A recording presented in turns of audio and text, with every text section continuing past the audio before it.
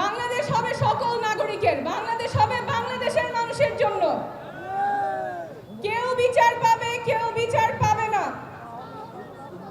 যার ক্ষমতা আছে, যার টাকা আছে, ক্ষমতায় কেউ আছে তাকে চেনে, শুধু তারা বিচার পাবে, কিন্তু সাধারণ মানুষ বিচার পাবে না। ওই বাংলাদেশে আমরা আর যাব না। সরকারি অফিসে গিয়ে কেন ঘুষ দিয়ে কাজ করাতে হবে? সরকারি অফিসে বাংলাদেশের নাগরিক তার নাগরিক হিসেবে সুযোগ সুবিধা পাবে। বাংলাদেশ বাংলাদেশের মানুষের হবে। সেই জন্য আমরা দেশ গড়তে জুলাই পদযাত্রা করছি। 64টা জেলায় আমরা যাচ্ছি। আপনারা আজকে রাজশাহীতে আমাদেরকে অনেক অনেক ভালোবাসা দিয়েছেন। আমরা দায়ী থাকবো আপনাদের প্রতি। যেই সংস্কার, বিচার এবং নতুন সংবিধানের দাবিতে আমরা মাঠে নেমেছি, সেইটা আমরা আপনাদেরকে সাথে নিয়েই আদায় করে ছাড়বো। ধন্যবাদ।